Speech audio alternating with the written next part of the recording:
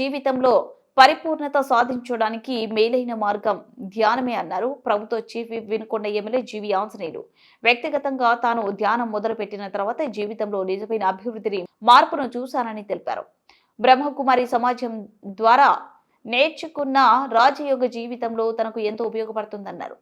మనసు బాలేనప్పుడు రాయయోగ ధ్యానం చేయడం ద్వారా వెంటనే సాధారణ పరిస్థితికి వస్తాయని సంతోషంగా అనిపిస్తుందని తెలిపారు.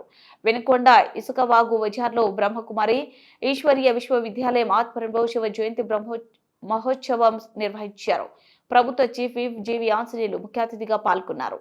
కార్యక్రమానికి నడిపిస్తున్నటువంటి సుహాసిని అక్కయ్య గారికి, ఉషా అక్కయ్య గారికి, ఉమా అక్కయ్య గారికి, నాతో మన కార్యక్రమం పాల్గొన్నటువంటి సుధాకర్ బాయ్ గారికి, అలాగే ప్రసాద్ గారు మంచి కార్యక్రమాలు చేస్తూ వాళ్ళ తాతగారు కూడా బస్ స్టాండ్ దగ్గర మరి ఒక పార్క్ కి డొనేషన్ ఇచ్చారు. అది ఇప్పుడు కొన్ని కోట్లు విలువైంది ఆ స్థలం. ఆ విధంగా వాళ్ళ కుటుంబం డొనేషన్స్ తో అప్పుడు అవి ఇచ్చారు. అలాగే వాళ్ళ ఇల్లు కూడా ధ్యాన మందిరానికి ఇచ్చారు. వాళ్ళ ఇల్లు కూడా వాళ్ళు ఉన్నటువంటి ఇల్లు, అలాగే ఈ మందిరానికి కూడా మరి వాళ్ళు డొనేషన్ ఇవ్వడం ఎంతో అభినందనీయం.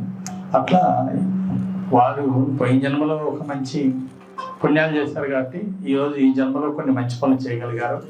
ఇప్పుడు చేసిన మంచి పనుల వల్ల భవిష్యత్తులో దేవుడు ఇంకా మంచి ప్రమోషన్ ఇస్తారు ప్రసాద్ గారి కుటుంబానికి, అందరికీ. అలాగే మురళి అప్పుడప్పుడు దేవుడు ముట్టుకెళ్ళేసి వినిపిస్తున్నారు. ఎప్పుడన్నా మురళి ఉంటే ఖచ్చితంగా దాంట్లో నాకు సలహాలు ఉంటాయి. అప్పుడప్పుడు మురళి ఎప్పుడు అవకాశం దొరికినా అది అదృష్టంగా సంతోషంగా భావిస్తాను. అలాగే ఈ ధ్యానంలోకి వచ్చిన తర్వాతనే నాకు మంచి అభివృద్ధి, నిజమైన సంతోషం. రాజయోగ మెడిటేషన్ ఈ బ్రహ్మకుమారి ద్వారా నేర్చుకున్నది, ఈశ్వర విద్యాలయం ద్వారా నేర్చుకున్నది నిజంగా నా జీవితంలో నాకు ఎంతో ఉపయోగపడింది. ఎప్పుడైనా మనసు బాగా లేకపోతే ఒకసారి నేను రాజయోగం మెడిటేషన్ చేస్తాను, మళ్ళీ వెంటనే సంతోషం వస్తుంది. ఎంత కష్టాలు వచ్చినా దాన్ని అధిగమించడం అనేది ఈ సంస్థ ద్వారా, మన బ్రహ్మకుమారి ద్వారా నేను నేర్చుకున్నా. కాబట్టి ఎంత కష్టం వచ్చినా నాకు చిన్నదానిలాగా కనపడుతుంది. అలాగే ఆనందంగా ఉండటం, సంతోషంగా ఉండటం అనేది మనం గుర్తుంచుకోవాల్సినటువంటి విషయం. కష్టాలు ఎప్పుడు వస్తూనే ఉంటాయి, దాని వెంట సుఖాలు ఉంటా ఉంటాయి.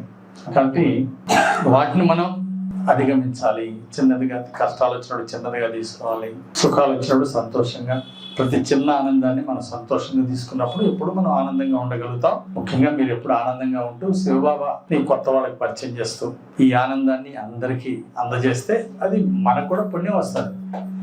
సో ఆ పరమేశ్వరుడు గురించి అందరికీ ఈ జ్ఞానాన్ని అందరికి తెలియజేస్తే కొత్తగా వచ్చి ఇక్కడ నేర్చుకుంటారు, జ్ఞానాన్ని గురించి తెలుసుకుంటారు.